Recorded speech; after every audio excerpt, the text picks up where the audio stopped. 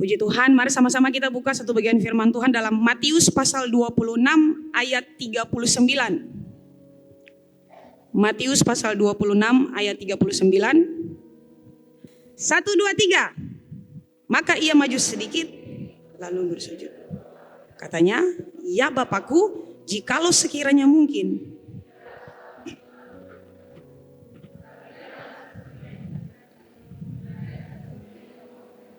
Amin, puji Tuhan. Hari ini judul materi pengajaran saya adalah Aku tahu kamu mampu. Haleluya. Ini perkataan Tuhan karena aku di sini huruf besar, jadi Tuhan bilang, aku tahu bahwa kamu itu mampu. Bilang buat orang samping kiri kanan, kamu mampu. Katakan buat diri sendiri, saya bisa. Jadi sesuai dengan imanmu. Yes. Nah, jemaat yang Tuhan Yesus kasihi, bacaan kita hari ini secara keseluruhan itu membahas tentang kejadian detik-detik sebelum Yesus mengeksekusi sebuah tugas. Katakan tugas. Apa tugasnya? Disalibkan. Tugas Yesus adalah mati untuk kita. Yesus harus mati supaya kita hidup. Dan tugas itu berasal dari Allah Bapanya sendiri. Namun dalam cerita peristiwa Taman Getsemani ini Bapak Ibu, Yesus secara tidak langsung menggambarkan kepada kita bahwa betapa dia juga bisa merasakan hal yang Anda dan saya rasakan pada umumnya ketika kita menghadapi persoalan yang sangat berat. Dalam bacaan kita hari ini pada ayat yang ke-38 dikatakan begini. Lalu katanya kepada mereka, kepada ketiga murid yang dia ajak untuk berdoa bersama dengan dia. Hatiku sangat sedih, seperti mau mati rasanya. Tinggallah di sini dan berjaga-jagalah dengan aku. Dalam ayat paralelnya di kitab Injil Lukas pasal 22 ayat 43 sampai 44 dikatakan begini, maka seorang malaikat dari langit menampakkan diri kepadanya untuk memberi kekuatan kepadanya. Bayangkan Bapak Ibu, malaikat menampakkan diri memberikan kekuatan kepada Yesus. Lah katong ini apa le? Yesus saja malaikat datang untuk memberi kekuatan. Ia sangat ketakutan dan makin bersungguh-sungguh berdoa. Peluhnya menjadi seperti titik-titik darah yang bertetesan ke tanah.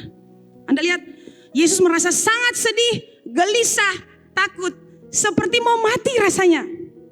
Karena dia tahu bahwa dia akan masuk dalam penyiksaan, aniaya, dan ujungnya mati di kayu salib. Dia tahu itu, seperti yang sudah dinubuatkan.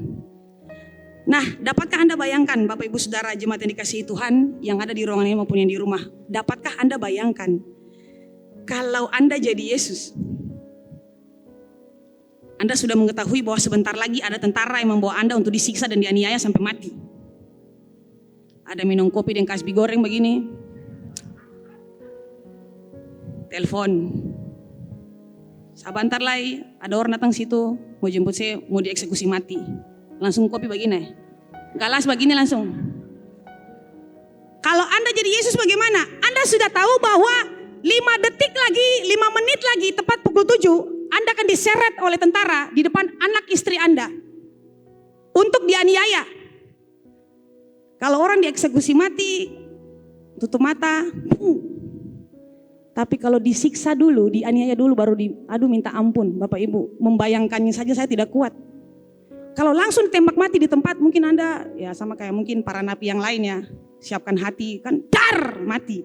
Tapi kalau dicambuk, disiksa dan niaya dulu, itu perasaan takutnya luar biasa. Seperti yang sudah dinubuatkan, dia disiksa, dia dicambuk.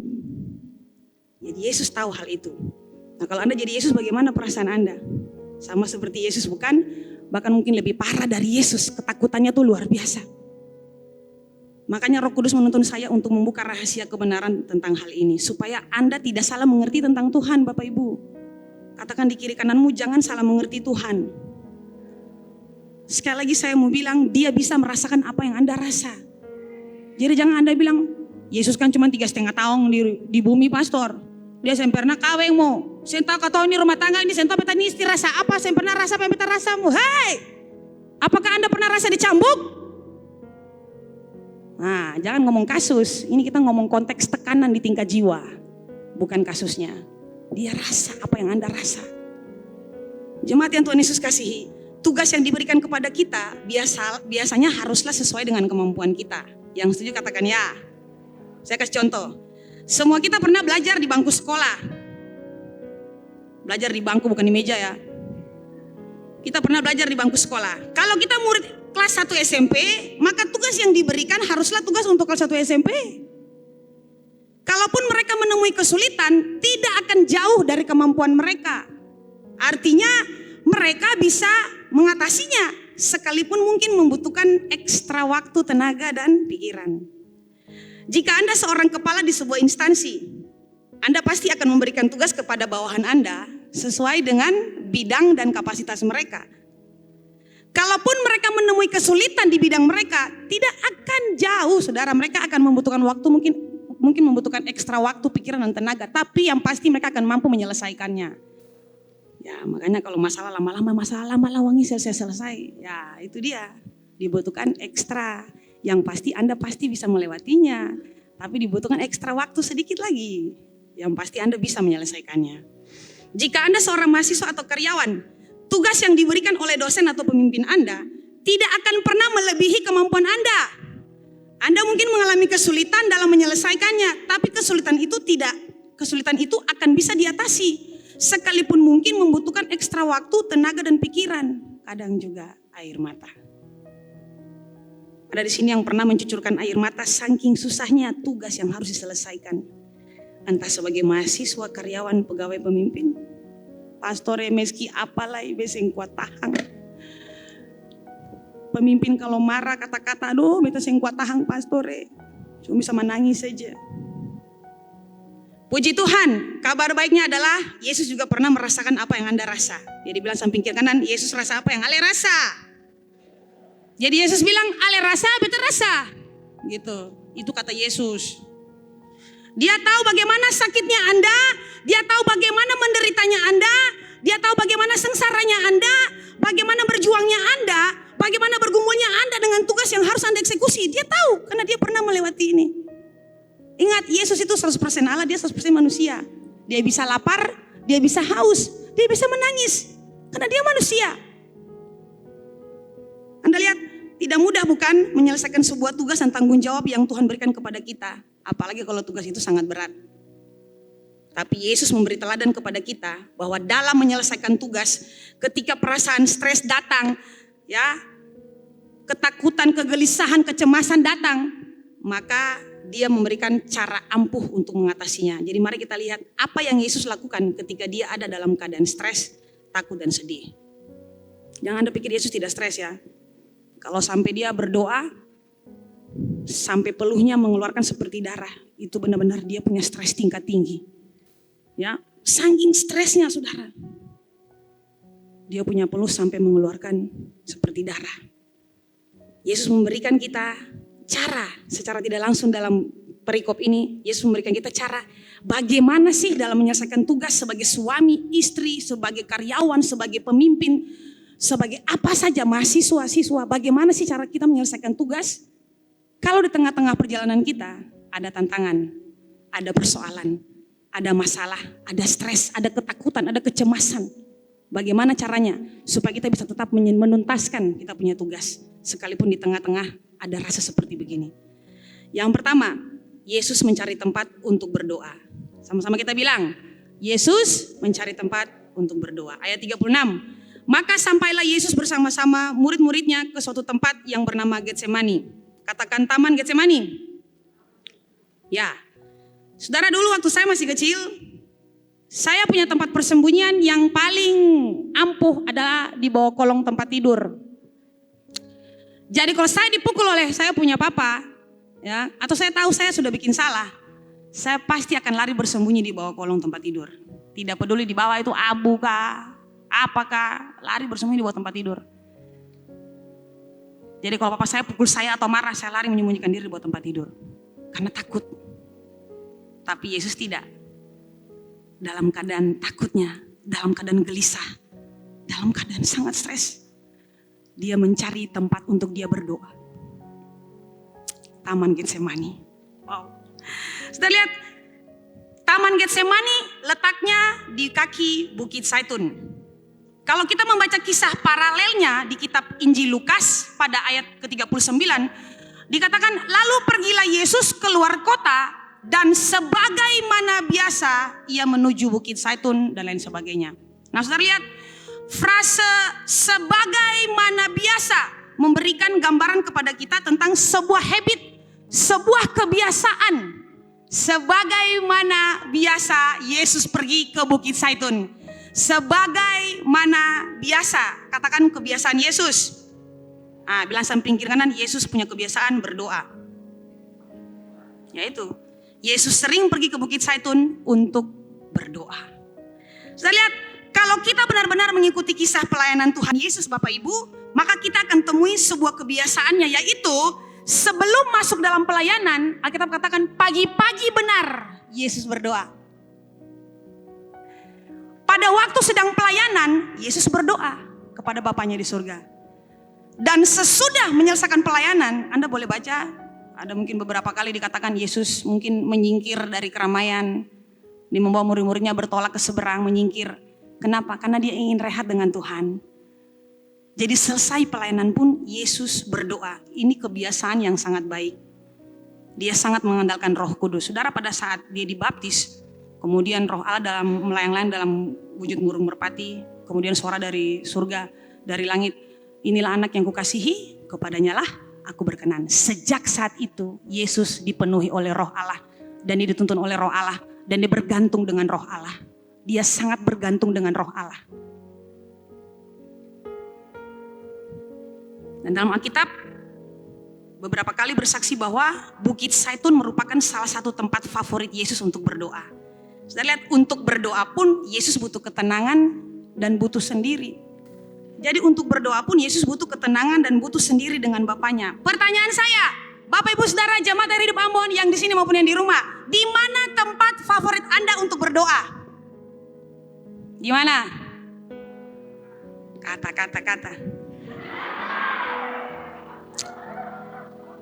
Di sini separuh bilang kamar, di situ mamar. Mamar. Ini kamar, mamar. Di atas sunyi. Ya. Di mana tempat favoritmu untuk berdoa? Di kamar. Ya, puji Tuhan Yesus. Ya. Nah, di mana tempat favorit Anda untuk berdoa? Di mana saja Anda merasa Anda nyaman untuk berbicara dengan Tuhan, silahkan. Anda rasa saya perlu berdoa dengan Bapak. Kalau di rumah ada 10 kakak, aduh katong saya bisa, biar meski apa lah pastor saya jadi. Mau pi di kandang babi di muka saya jadi. Mau pi di saya jadi, di pohon-pohon papaya juga saya bisa. Di pohon nangka juga saya bisa. Aduh minta ampun pastor, meski apa lah paling baribot. Jadi itu alasan untuk Anda tidak berdoa? Tidak. Minta izin saja. Mama Gembala, bolehkah saya datang ke sini untuk berdoa? Boleh. Mama bilang, banyak ruangan kosong. Anda bisa datang sini berdoa. Tapi berdoa juga pakai hati nurani, kyo. Doa berdoa sampai 7 jam, kalau mau pakai ruangan saya bisa. Berdoa, bisa pakai di sini untuk berdoa. Oke, jadi bilang samping kiri kanan, jangan susah dengan tempat berdoa. Jangan susah dengan tempat berdoa. Kalau di rumah itu banyak orang, ke sini lalu berdoa, luangkan waktu dengan Bapa. Ada banyak ruangan di sini Anda bisa pakai. Kami senang sebagai orang Torongani, Mama Gembala pasti senang Anda luangkan waktu untuk berdoa. Mama boleh? Boleh. Di kos-kosan menyanyi sampai 1 kecamatan tahu. Wah, menyembah puja. Baribot. Ya sudah, pindah ke sini. Amin. Yang kedua, caranya yang kedua, Yesus kasih tahu. Kalau Anda dalam ketakutan, stres, karena Anda punya tugas. Yang kedua, Yesus mengajak orang-orang terdekatnya untuk berdoa bersama. Wow, ini powerful. Ayat 37. Yesus mengajak orang-orang terdekatnya untuk berdoa bersama. Bilang samping kiri kanan, tanya dia, siapa orang terdekatmu yang kamu ajak berdoa? 1, 2, 3.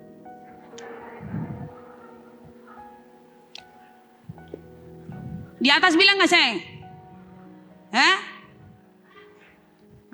Sekarang bilang, jawab. Tanya dia, jawab siapa?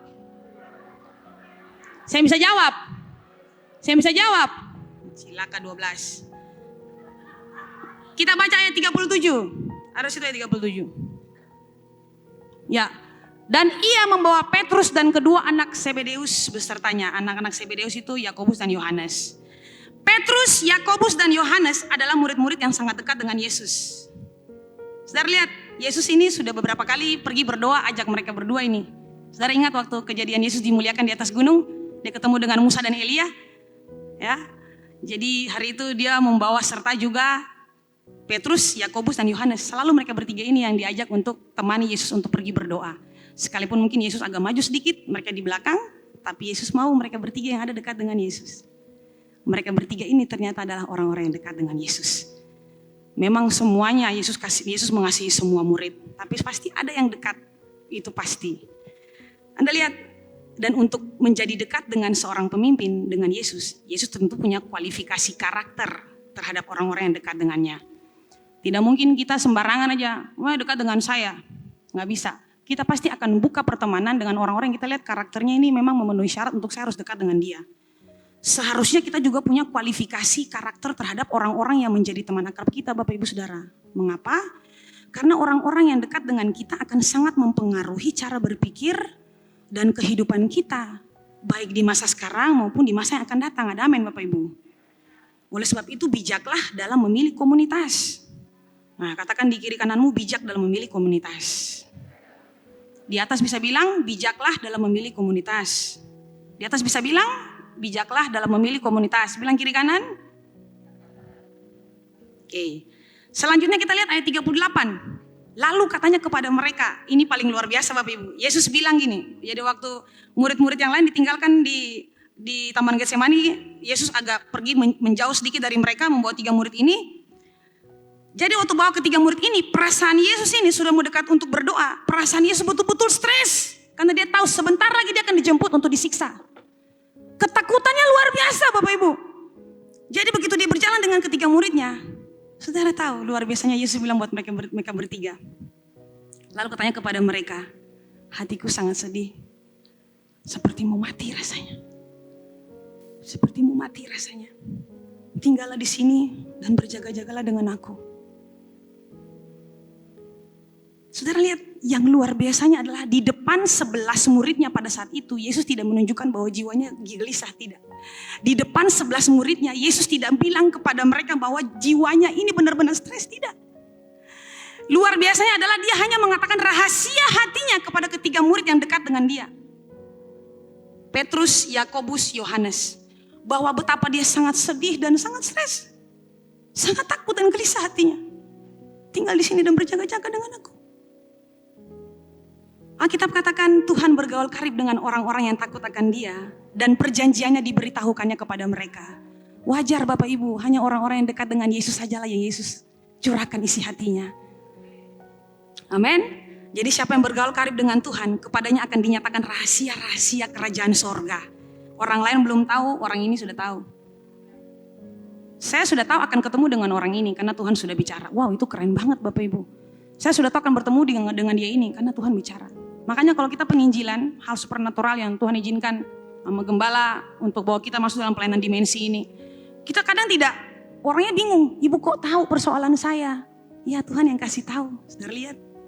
Itulah hebatnya Tuhan, kalau Anda dekat dengan Tuhan, orang lain belum tahu, Anda sudah tahu. Karena rahasia-rahasia itu dibukakan bagimu, Anda orang pilihan. Anda orang pilihan, kalau sampai Anda dapat karunia itu berarti Anda orang pilihan. Anda dipilih Tuhan untuk mencurahkan isi hatinya. Sama seperti dia bilang buat dia gak ngomong kepada ke-11 murid kalau dia lagi rasa cemas. Dia hanya ngomong. Saudara, Yesus juga manusia, dia butuh teman untuk ngomong. Dia juga manusia. Tapi dia ngomong gak sembarangan orang. Ini punya kualifikasi karakter. Dia ngomong kepada mereka bertiga. Bahwa hati saya seperti mau mati. Jadi Yesus sebagai manusia biasa juga membutuhkan orang lain untuk berdoa dan berjaga-jaga dengannya. Jadi kalau Anda dipilih oleh Tuhan untuk ada di kakinya saat ini, itu hak istimewa. Karena dia mau Anda mendengar pesannya sekarang. Ada orang datang ke ibadah tergantung pengkhotbah. Ada orang datang ke ibadah tergantung Selama ada ujang nih pastor, saya pergi. Anda ketinggalan sangat banyak berkat Tuhan. Kalau Anda bisa datang ke komsel, datang ke komsel. Kemarin materi komselnya sangat bagus tentang bagaimana kita bersyukur dan tidak bersyungut. Jadi harus bersyukur, jangan bersyungut. Ya, kalau Anda tidak hadiri satu pertemuan ibadah, Anda rugi sekali. Tapi kalau misalnya memang tuntutan pekerjaan, tidak masalah. Tapi kalau memang bisa untuk datang sekalipun mungkin terlambat sedikit, datang. Jangan mau ketinggalan berkat Tuhan. Amin. Karena Tuhan ingin bicara kepada Anda. Mari nak mendekat kepadaku, aku ingin ngomong, aku ingin utarakan isi hatiku. Ya seperti gitu. Jadi berbahagialah Anda kalau Anda punya hubungan yang baik, yang sangat dekat dengan pemimpin Anda. Apalagi menjadi orang kepercayaan pemimpin Anda ya. Di kantor, di gereja, di kantor saja jadi orang kepercayaan pemimpin, so coba jalan dada. Ya, buka dada. Asisten. Orang kepercayaan pemimpin saya sudah bangganya minta ampun. Itu hak istimewa Bapak Ibu. Kalau konteks di gereja, ya jika setiap pelayanan Anda selalu dilibatkan, diberikan tugas oleh pemimpinmu, berbahagialah Anda. Anda orang pilihan. Anda akan jadi pemimpin besar kemudian hari. Nah, Bapak Gembala katakan, masing-masing kita memiliki minimal satu assignment atau tugas. Dan setiap kali satu assignment atau tugas itu selesai dengan baik, maka selalu ada promosi yang datang. Amin. Sekarang aplikasinya untuk kita apa? Sudah lihat, pilih teman dekat yang dapat berdoa untuk Anda. Komunitas yang dapat berdoa bersama, saling menguatkan dan menopang Anda dalam menyelesaikan tugas Anda. Saudara, kita gak butuh komunitas yang bikin kita senang. Kita butuh komunitas yang bikin kita tenang. Kita gak butuh komunitas yang bikin kita kenyang. Kita butuh komunitas yang bikin kita menang. Ya, cuma berjalan, senang, kenyang. Anda perlu komunitas yang bikin Anda tenang ketika Anda lagi kacau. Mari kita berdoa. Anda butuh komunitas yang ketika Anda sedang benar-benar kacau pikirannya. Ayo kita berusaha Anda menang. Kita butuh komunitas yang seperti begini Bapak Ibu. Karena apa? Karena komunitasmu adalah identitasmu. Oleh sebab itu bijaklah dalam bergaul, hai jemaat air hidup Ambon. Dalam memilih teman, Anda harus memilih teman yang suka berdoa. Bergaulah dengan orang yang suka berdoa. Yang suka ada di kaki Tuhan. Kami gak ngelarang Anda anak-anak muda untuk Anda pergi bersenang-senang, enggak. Tapi Anda harus pilih teman yang ayo ajak berdoa supaya kita kuat. Bapak Ibu Saudara yang Tuhan Yesus kasihi. Banyak pekerjaan tugas tanggung jawab, Anda penat. Anda butuh komunitas untuk saling berdoa. Kemarin ada satu bapak bilang begini, Pastore, pokoknya kalau teman ajak ke rumah kopi, 3 yang dibahas. Parampuang, judi, togel tuh. Parampuang, judi, omong kosong. 3 sah. Parampuang, judi, omong kosong berjam-jam. Saya lihat waktu habis, usia bertambah, Tuhan panggil pulang, saya bisa apa-apa. Itu yang Anda bilang teman, itu bukan teman Bapak Ibu. Teman yang baik, itu teman yang bisa mengajak Anda ke gereja, ada di kaki Tuhan, berdoa. Ayo kita berdoa bersama, ayo aku berdoa buat kamu. Itu teman yang Anda harus cari seperti begini Bapak Ibu. Amin. Bapak-bapak, Anda duduk di rumah kopi sambil penginjilan, itu bagus. Tapi jangan penginjilan yang perempuan ya. Dilarang keras itu. Ingat Bapak Ibu, karakter itu menular. Yesus memilih orang-orang dengan kualifikasi karakter tertentu yang dia pilih. Sekalipun Petrus punya kekurangan, Yohanes punya kekurangan, Yakobus punya kekurangan, tapi Tuhan melihat ada hal yang lebih, nilai lebih yang mereka punya. Makanya dia mau sampaikan isi hatinya buat mereka. Carilah orang untuk bergaul dekat dengan kamu, itu orang yang punya kualifikasi karakter Kristus. Waktu Anda jatuh, dia ada untuk membangkitkan semangatmu, untuk menopang Anda, untuk berdoa buat Anda. Amin. Yang ketiga, Yesus berdoa sendiri. Nah ini dia. Kalau Natal Tahun Baru kan, kalau Tahun Baru mau berdoa, Mama berdoa juga. Bapak juga, saya Mama juga, kita sudah tahun lalu tuh. Dulu waktu kami masih dapat materi ibadah tahun baru Bapak Ibu, waktu kami masih di Amboina, kami sudah pindah ke sini, papa saya sudah meninggal. Terus kami dapat materi dari Bapak Gembala untuk pulang kan malam tahun baru untuk ibadah dengan keluarga, malam mengunci tahun. Saya bilang, Pak, lah ini beta Bapak sumati nih Bapak, lah bagaimana nih? Bapak bilang, saya yang pimpin di situ, bukan Mama. saya yang harus pimpin ibadah. Oh ya siap. Tapi selama suami-suami masih bernyawa, ya, yang suami-suami katakan bernyawa, saya yang kuat. Selama Anda masih bernyawa, Andalah yang memimpin, Andalah yang berdoa. Katakan amin. Yesus berdoa sendiri. Nah, jadi kalau misalnya Yesus berdoa sendiri, bapak-bapak pulang ini nanti tutup kunci pintu kamar lah berdoa sendiri. Biar bini tandang pintu kamar, kira kata ada main handphone lain. Biar bini tandang pintu kamar tuh, buat. Ya Tuhan ada berdoa. Karena kan, Pak buka pintu, buka pintu, buka pintu. Saya menyau. Mungkin kira ada main HP tuh. Chat, apakah Papa saya buka pintu karena ada. Tenang di hadirat Tuhan. Dobrak pintu, prak. Saya Papa itu pemandangan bagus. Anda sedang berdoa sendiri. Ayat 39. Maka ia maju sedikit dari Petrus, Yakobus dan Yohanes. Lalu sujud dan berdoa katanya, ya Bapakku, jikalau sekiranya mungkin biarlah cawan ini lalu daripadaku. Tetapi janganlah seperti yang ku kehendaki, melainkan seperti yang engkau kehendaki. Saudara, mari kita lihat bagaimana Yesus berdoa ketika sedang dalam keadaan stres dan sangat tertekan. Saudara lihat, cara Yesus memohon belas kasihan kepada Bapaknya. Dalam terjemahan New King James Version dikatakan, fell on his face and prayed. Dia tersungkur dengan mukanya dan berdoa.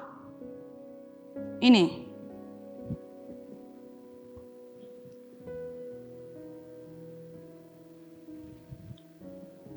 Ya Bapa, jikalau sekiranya mungkin, biarlah cawan ini lalu daripadaku. Tapi bukan kehendakku, melainkan kehendak-Mu yang jadi. Ya Bapa, kita lihat, ini bentuk orang memohon belas kasihan. Benar-benar merendahkan diri di hadapan Bapaknya. Kalau Yesus itu dulu di tahtanya yang mulia, saya minta coba, Gaby dengan kursi ke sini. Gaby angkat kursi ke sini. Saya umpamakan Gaby ini mungkin sebagai Yesus yang duduk di tahta singgasananya. Ya, Tuhan Allah di sorga yang duduk di tahta singgasananya. Angkat kursi itu pasti kuat. Duduk situ. Duduk menghadap pastor sini. Saudara lihat, seandainya ini Bapaknya, Yesus datang dengan penuh kerendahan hati. Saudara, dia seperti memohon dengan penuh kerendahan hati. Bapa, seperti begitu. Itu bentuk orang merendahkan diri. Bentuk memohon belas kasihan. Jadi Yesus seperti begitu, bukan cuma berdoa lalu yang kita lihat di gambar-gambar, berdoa di atas batu, enggak. Fell on his face. Dia mukanya ini ke tanah, saudara. Sampai dia punya jidat dan juga hidung itu bersentuhan dengan lantai. Tanda dia memohon buat Bapaknya. Bapak. 3 kali dia berdoa. Ketika dia datang, mereka sedang beristirahat, sedang tidur. Terima kasih Gaby. Dia balik lagi kedua kalinya. Dia bersujud lagi. Bapak kalau boleh. Bapak kalau boleh, Bapak. Dalam keadaan sangat gemetar karena ketakutan. Bapak kalau boleh. Gemetar sampai makanya peluhnya itu mengeluarkan seperti darah. Karena dia sangat ketakutan. Saya percaya ketika Yesus berdoa, dia sangat dalam keadaan gemetar. Karena dia tahu dia akan dianiaya. Bapak kalau boleh. Bapak kalau mungkin. Kenapa dia sangat memohon kepada Bapaknya? Karena ini SK tidak bisa diganggu gugat. Tidak mungkin, sangat mustahil. SK ini tidak bisa diganggu gugat. Makanya dia bilang, Bapak kalau mungkin, Bapak kalau boleh, biarlah cawan ini lalu daripada aku. Tapi bukan kehendakku, melainkan kehendak-Mu. Jadi kata bersujud itu, proskuneo, salah satu artinya adalah tersungkur dan bersujud dalam penyembahan dan pemujaan kepada Tuhan. Tapi selain pemujaan dan penyembahan kepada Tuhan, tersungkur itu adalah bentuk kita merendahkan diri dan minta belas kasihan dari Bapa kita. Orang yang ada di atas kita, yang punya wewenang, yang punya otoritas. Dengar jemaat Tuhan, jika tugasmu semakin berat sebagai suami, sebagai istri, sebagai mahasiswa, engkau rasa berat. Jika tugasmu semakin berat, hubunganmu dengan Bapa harus semakin erat supaya engkau kuat. Amin. Supaya engkau kuat. Semakin berat tugas itu, Anda harus benar-benar harus ketat pertahanannya. Semakin engkau rasa tugasnya terlalu berat sebagai istri. Apalagi mama kemarin bilang, sekalipun Anda tahu suamimu modelnya seperti begitu, tetap harus layani dia. Saya di situ, saya belum menikah, tapi saya bilang minta ampun. Karena itu firman Tuhan, kita harus lakukan. Hai ibu-ibu, saya tahu tidak gampang, tapi itu tugasmu. Kalau engkau melihat kebahagiaan dalam rumah tanggamu, lakukan saja. Tapi engkau bersujud di bawah Bapa, kalau boleh. Dia mati juga, ya Tuhan. Bukan begitu Bapak. Kalau boleh Bapak. Bapak kalau boleh. Apa? Semakin berat tekanan, semakin ketat pertahanan. Itu harus. Oke? Jadi sekali lagi saya bilang, jika tugasmu semakin berat, hubunganmu dengan Bapa harus semakin dipererat. Tidak boleh kendor, tidak boleh kendor. Amin. Semakin berat tekanan, semakin ketat pertahanan harus dilakukan. 3 kali Yesus berdoa dan mengucapkan kalimat yang sama. Fell on his face and prayed. Dia tersungkur dengan mukanya dan dia berdoa. Saudara, 3 kali. Alkitab katakan 3 kali dia datang berdoa. Saya nggak bahas soal Petrus tidur, itu berkat lain. Saya hanya bahas tentang Yesus ini rasa apa yang kita rasa, Bapak Ibu. Dia rasa. Dia tahu. Dan ini ketiga hal yang Yesus lakukan ketika dia mengalami kesedihan dan ketakutan. Kegelisahan dalam batinnya dalam menyelesaikan tugas yang diberikan oleh Bapaknya. Bapak Ibu Saudara yang Tuhan Yesus kasihi. Semua kita punya assignment. Semua kita punya duty. Semua kita punya tugas yang harus kita lakukan. Yang harus kita selesaikan. Setiap kali kita diberikan tugas khusus sesuai kapasitas kita, kita diberikan suatu pekerjaan yang baik setelah kita bertobat. Setiap kali kita bertobat, kita diberikan tugas oleh Tuhan. Jadi kalau Anda bertobat, Anda sebenarnya dapat assignment dari Tuhan. Allah ingin menjadikan kita sebagai rekan kerjanya. Kita didesain oleh Tuhan lengkap dengan tugas dari Tuhan. Dan setiap tugas yang berhasil dilakukan dengan baik akan dapat promosi seperti tadi apa kata Bapak Gembala. Tapi kemudian kita akan diberikan tugas yang baru lagi. Jadi kalau misalnya ujian panjang, proses panjang, stresnya, tekanannya luar biasa, berarti itu nanti promosinya besar. Dan kalau sudah dapat promosi besar itu, tekanan lagi yang besar, masalah lagi, siap-siap nanti naik lagi. Dia akan terus naik dan terus naik dan terus naik terus. Jadi sabar saja, amin. Bilang orang samping kiri kanan, sabar, bertahan. Amin. Akan begitu seterusnya sampai kita berhasil mencapai hidup yang berkelimpahan. Ingat, setiap tugas dari Tuhan bagi kita pasti akan ada oposisi dari iblis. Jadi kalau Tuhan kasih kita tugas, pasti ada oposisi dari iblis. Dan dia akan menggunakan orang-orang tertentu untuk menghalangi kita. Oleh sebab itu kita harus jaga kondisi spiritual kita sepanjang waktu. Maka tadi saya bilang, semakin berat tugas harus semakin erat dengan Tuhan. Anda longgar sedikit saja, bahaya. Kita punya tugas dan di waktu yang bersamaan kita juga punya musuh Bapak Ibu yang akan terus berusaha menjatuhkan dan menghentikan langkah kita. Anda punya tugas yang harus diselesaikan sebagai seorang istri, suami, pengerja, karyawan, mahasiswa dan lain sebagainya. Anda harus tuntaskan itu. Tapi iblis juga bekerja untuk menghambat Anda, menghalangi Anda untuk sampai kepada tugas yang selesai itu. Dia akan menghalangi Anda. Jadi Anda harus semakin waspada. Amin. Katakan waspada. Jangan biarkan orang mengintimidasi kita, menghambat kita menyelesaikan tugas dari Tuhan. Karena semua kata-kata negatif yang diterima dalam hati akan sangat mempengaruhi perspektif kita dalam hidup ini. Maka tadi saya bilang, hati-hati dengan Anda punya bergaul. Ada musuh dalam selimut, ada selimut di dalam musuh, ada musuh dalam musuh, ada selimut di balik selimut. Ada U di balik B, upil di balik bantal, udang di balik batu, dan sebagainya. Jadi hati-hati, apalagi Anda pengerja sekuler ya. Waduh, itu harus waspada. Minta ampun orang di samping kiri kanan, itu punya kecenderungan untuk mengkhianati Anda. Harus hati-hati dan waspada. Jangan terlalu share dan curhat dengan gampangnya kepada orang-orang yang jangan. Orang tuh di luar baik, belum tentu di dalam mereka baik. Anda harus waspada dan hati-hati. Bilang buat orang samping kiri kanan, hati-hati dalam bergaul. Dan kemudian hal ini akan membuat pandangan kita salah tentang Tuhan. Salah bergaul, Anda akan punya pandangan yang salah tentang Tuhan. Tidak mungkin Pak? Tidak bisa kah Pak? Saya bisa kah Pak? Nah, kalau anda benar bergaul, waduh, bisa, masih bisa, masih ada jalan. Nah ini baru betul. Saudara, hari Selasa yang kemarin, Mama Gembala, Pastor Nana telepon saya. Kami ibadah di bawah. Kemudian Mama dan Pastor Nana ke dokter ke gigi. Makanya saya hadir sini menggantikan beliau karena beliau lagi sakit.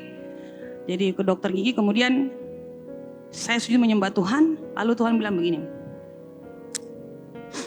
Lady, siapkan materi ini untuk khotbah di ibadah raya. Saya bilang, waduh Tuhan, saya nggak tahu ibadah raya kapan saya pimpin. Saya nggak tahu. Itu hari Selasa Mama. Saya selesai berdoa dengan Pastor Ewin semua dengan teman-teman. 11:30 Pastor Ana telepon, Pastor Lady, nanti khotbah ganti Mama. Coba Anda bayangkan, Tuhan sudah kasih tahu buat saya untuk siapkan materi untuk berkhotbah di ibadah raya, tapi saya nggak tahu kapan khotbahnya. Dan ternyata hari ini. Dan materi yang harus saya sampaikan itu Tuhan kasih 2 minggu lalu. Minggu yang lalu. Tuhan kasih buat saya, kamu harus siapkan materi ini di ibadah raya. Tapi saya pikir, masih lama sekali lah, sudah. Tapi saya tulis. Hari Selasa kemarin Tuhan ingatkan lagi, kamu harus sampaikan ini di ibadah raya. Siap Tuhan. Apakah itu? Dengar baik-baik. Tuhan katakan gini buat kita semua, jemaat Air Hidup Ambon. Tidak ada sehelai pun dari rambutmu yang jatuh tanpa seizinku. Sampaikan itu buat mereka. Tidak ada sehelai pun dari rambutmu yang jatuh tanpa seizinku. Semua ada dalam pantauanku, dalam kontrolku. Semua ada dalam kontrolku, dalam pantauanku. Aku tahu, aku rasa, aku mengerti dan aku peduli. Saudara, saya punya rambut ini panjang, tapi setiap kali mengalami kerontokan. Puji Tuhan saya nggak botak ya. Setiap hari saya melihat rambut saya yang rontok di telapak tangan saya, saudara. Dan itu membuat saya kadang khawatir gitu. Aduh Tuhan Yesus. Jadi semakin panjang rambut ini memang rontok pasti. Kadang juga tanpa saya sadari rambut saya rontok di sekitar kursi dan meja tempat kerja saya di bawah. Ih rambut rontok. Ih rambut rontok.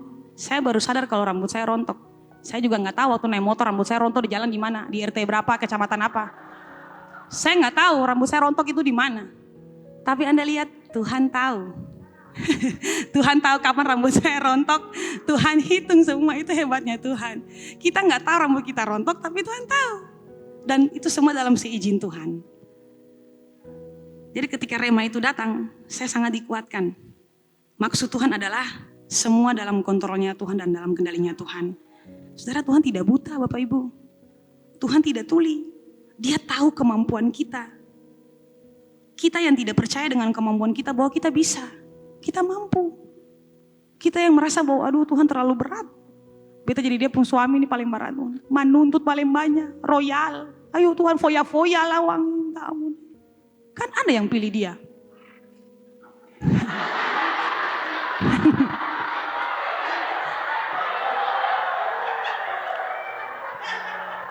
Bapak Ibu, kemarin saya mengajar di youth. Saya katakan buat anak-anak youth, saya ngomong tentang Amnon. Saya katakan begini ternyata Amnon itu jatuh cinta karena obsesi. Makanya saya bilang anak-anak muda, untuk memilih suami, Anda harus jatuh cinta karena akurasi. Akurasi artinya tepat sesuai dengan apa yang Anda doakan dan minta. Harus akurat. Bukan karena terobsesi dengan dia punya kecantikan. Jatuh cinta karena obsesi ini bahaya sekali. Jadi Tuhan tahu Anda punya pergumulan. Tugas sebagai istri, sebagai suami, sebagai anak. Ya, sebagai anak yang memperhatikan orang tua. Saya juga gitu Bapak Ibu. Kadang saya marah, Tuhan, saya mau marah sama mama saya, tapi saya selalu ditegur oleh Tuhan. Ingat baik-baik, apa yang saya tabur saya tuai. Siap Tuhan. Aduh mama, tapi lihat kita punya tugas sebagai anak. Rasa paling stres, masing-masing kita punya orang tua, anak-anak muda, kita tingkat stresnya beda-beda ya. Kita punya tingkat stres beda-beda terhadap orang tua. Ya, si A orang tua begini, aduh stres. Beta mendekati bunuh diri pastor. Aduh beta Tuhan beta mama yang ada yang mama kayak gini di dunia. Biar apa lah pastor, biar apa lah, bila siapa mau bilang lah, beta bapak yang kayak gini, yang ada papa kayak gini di dunia. Yang ada orang yang rasa apa yang beta rasa. Aduh minta ampun, anak kayak hidup di planet Mars. Pertanyaan saya, apakah Anda sudah berhasil melaksanakan tugas Anda sebagai suami dan istri yang benar di mata Tuhan? Apakah Anda sudah berhasil melaksanakan tugas sebagai anak yang benar di mata Tuhan? Apakah Anda sudah berhasil melaksanakan tugas sebagai seorang mahasiswa, karyawan, atau pegawai, bahkan pimpinan yang benar di dunia sekuler? Apakah Anda sudah berhasil melaksanakan tugas sebagai pengusaha atau pebisnis yang benar? Sudah berhasil melaksanakan tugas sebagai hamba Tuhan, PKS, pelayan yang benar di rumah Tuhan? Apakah Anda sudah berhasil pikul salib? Anda sudah berhasil, biar apalah, biar beta dihina, dicemooh, diancam, dicoret dari daftar kartu keluarga. Saya tetap datang ke gereja ini. Apakah Anda sudah berhasil melakukan itu? Saya kadang bingung. Laki-laki anak-anak muda di gereja ini, kalau datang ibadah youth selalu bergumul, pastor, mama paling karase. Barang mama sekotong sih bisa datang gereja di sini, pastor. Keras. Jadi beta sih bisa datang lah, iya. Sementara yang perempuan biar buang baju kandang ayam, biar berapa pukul tetap datang. Coba lihat. Coba Anda dulu lalu pikir dulu, ini laki-laki dan perempuan ini luar biasa. Memang Bapak bilang betul, perempuan itu kuat. Laki-laki lemah. Saya bingung ini mentalnya laki-laki, dimarahin sedikit langsung pergi ibadah. Tapi perempuan, biar mama buang pakaian kandang ayam lah, biar mama beta datang, pastor. Itu baru keren. Itu baru namanya berhasil pikul salib. Berhasil melaksanakan tugas yang Tuhan kasih untuk pikul salib. Saudara, dianiaya itu karunia loh, kita katakan. Anda juga dikaruniai karunia untuk dianiaya oleh karena kebenaran. Jadi Anda harus berbahagia. Kalau Anda dicemooh, Anda direndahkan, dihina hanya karena Anda di gereja ini. Oke? Tapi apakah Tuhan sudah selesai? Kalau Anda lantas belum berhasil, pastor, pertanyaan saya, apakah Tuhan sudah selesai dengan Anda? Enggak. Kalaupun Anda mungkin, saya kemarin gagal, pastor, saya masih gagal jadi suami yang baik, lakukan tugas sebagai istri yang baik, saya masih gagal jadi pengerja yang baik, saya masih parlente, pancuri, dan lain sebagainya. Apakah Tuhan sudah selesai dengan Anda? Belum. Tuhan belum selesai. Sekali lagi saya ulangi, tugas yang diberikan untuk Anda tidak akan pernah melebihi kemampuan Anda. Anda mungkin akan mengalami kesulitan dalam menyelesaikannya, tapi kesulitan itu akan bisa diatasi. Sekalipun mungkin membutuhkan ekstra waktu, tenaga pikiran, dan air mata. Percayalah, Tuhan berkata, aku tahu kamu mampu, kamu bisa, kamu mampu, bertahan lagi, bertahan saja. Hidup benar di kantor, lakukan tugas sebagai karyawan yang benar, lakukan tugas sebagai karyawan yang alkitabiah, itu susah di kantor. Tapi Tuhan bilang kamu bisa, kamu mampu untuk berdiri punya warna yang berbeda. Kamu bisa, kamu mampu, sekalipun mungkin kamu dicemooh, kamu dicibir, kamu bisa bertahan di situ. Tidak pernah melebihi kekuatanmu. Ia adalah Allah yang setia dan adil. Selama Anda diuji, Allah setia mendampingi Anda. Itu kata firman Allah. Ia tidak pernah meninggalkan Anda. Setiap kali menghadapi persoalan kita sering berteriak, Tuhan, Tuhan tahu saya tidak mampu lagi, tolong saya Tuhan. Tapi ada saat dimana Tuhan berkata, aku tahu kamu mampu.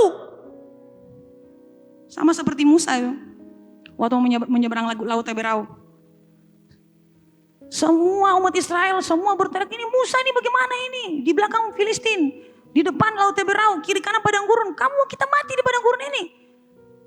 Musa bilang, Tuhan, bagaimana ini? Tuhan bilang, bataria saja, bacalah maju ke sana. Baca tuh, makanya baca terjemahan bahasa Inggris. Itu jelas. Tuhan bilang, Musa, mengapa kau berteriak-teriak? Bacalah maju ke sana. Go forward, jalan lurus saja, nanti dengan sendirinya akan terbelah. Bayangkan, luar biasa, Seng. Musa tinggal angkat tangan begini, umat Israel maju, prak, langsung, waduh, seperti tirai terbuka, luar biasa. Tuhan tahu saya tidak mampu, tapi Tuhan bilang, menurutku kamu bisa, kamu mampu. Kenapa berhenti? Hanya karena tugasnya susah, pastor. Hanya karena tugasnya susah Tuhan, sangat susah. Enggak, tidak pernah melebihi kekuatanmu. Masih tetap di bidangmu dan engkau mampu menyelesaikannya. Punya suami seorang pemabuk dan berselingkuh. Tapi tugas Anda sebagai istri yaitu berdoa dan terus melayani. Harus melayani suami dengan ketulusan dan cinta. Seperti apa Ibu Gembala sering sampaikan di mimbar ini. Saudara, itu mudah? Itu tidak mudah Bapak Ibu. Saya tahu tidak mudah untuk Anda. Apalagi Mama bilang, Kalau suami bikin jengkel baru harus putar teh. Putar teh, taruh garam, taruh vetsin, taruh segala macam, putar emosi. Teh rasa lain. Tapi harus dilakukan dengan ketulusan dan cinta. Saudara, itu luar biasa. Tuhan bilang kamu bisa, mampu. Kamu mampu. Kamu mampu untuk berdiri sebagai tiang doa buat dia sampai dia bertobat. Apapun itu tugasmu, ketika engkau menghadapi kesulitan, Allah, dia ada bagimu dan memberikan engkau kekuatan untuk melewatinya. Saudara, dia tahu engkau mampu melewatinya, sekalipun engkau harus membayar harga dengan sangat amat mahal. Tapi ada upah menantimu. Setialah mengerjakan bagianmu, Tuhan akan mengerjakan bagiannya. Saudara, saya sudah hampir selesai dengan khotbah saya. Pertanyaan saya adalah, apakah Tuhan tahu bagaimana Anda bergumul menjadi orang benar di kantor? Tuhan tahu. Apakah Tuhan tahu bagaimana engkau berjuang mempertahankan rumah tanggamu? Tuhan tahu. Apakah Tuhan tahu bagaimana engkau berjuang untuk memberi makan keluargamu? Tuhan tahu. Apakah Tuhan tahu isi hatimu, hai para istri? Tuhan tahu. Apakah Tuhan tahu isi hatimu, hai anak-anak muda yang berjuang untuk sekolah? Berjuang untuk kuliah? Berjuang untuk makan? Berjuang untuk mendapatkan nilai yang bagus? Berjuang meraih mimpimu? Berjuang mendapatkan pekerjaan? Tuhan tahu. Tuhan bukan hanya tahu persoalanmu, tapi Tuhan juga tahu engkau mampu melewatinya. Kita sering menangis dan berteriak, Tuhan, aku tidak mampu. Tapi aku tahu engkau mampu, Tuhan. Tapi Tuhan dari tahta singgasananya yang mulia berkata, nak, aku tahu kamu mampu. Sama seperti tadi, sampai Tuhan kembali, Tuhan kedapatan dia benar-benar masih tetap setia dengan dia punya tugas yang Tuhan berikan. Tapi ibu saudara, ada kalanya kita mengalami pertempuran besar dan Tuhan berdiri sebagai panglima perang. Tapi ada kalanya kita mengalami pertarungan sendiri di ring tinju dan Tuhan berdiri hanya sebagai pelatih. Dan hanya bisa berkata, maju, bertahan, kamu bisa, kalahkan dia, kamu menang. Ada kalanya kita pertarungan besar dan Tuhan berdiri sebagai panglima perang. Tapi ada kalanya kita sendiri di ruang tinju dan Tuhan hanya di luar ring. Dan sebagai pelatih dan ayo, Anda sendiri.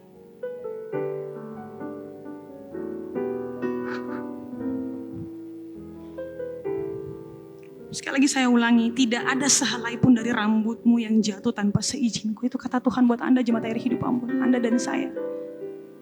God is in control. Allah masih mengontrol segala sesuatunya. Allah tahu engkau kuat. Proses yang Tuhan izinkan memang sakit. Tapi Tuhan mau kita yakin kepada diri kita sendiri bahwa kita bisa melewati goncangan ini. Tadi itu angin badai, siang malam. Pada akhirnya dia lelah. Karena badai menghantam dia jatuh. Tapi dia ingat, oh iya Tuhan berikan tugas ini buat saya harus bangkit. Dia bangkit kembali dan dia mulai kerjakan kembali dia punya tugas yang Tuhan kasih.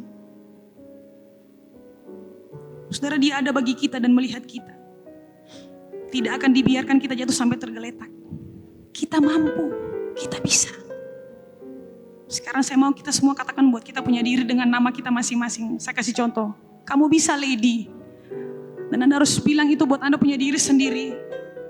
Sambil kita memejamkan mata dan sebut namamu. Kamu bisa, lady. Kamu bisa. 1, 2, 3. Kamu bisa, lady. Sekali lagi, 1, 2, 3. Sekali lagi, kamu bisa.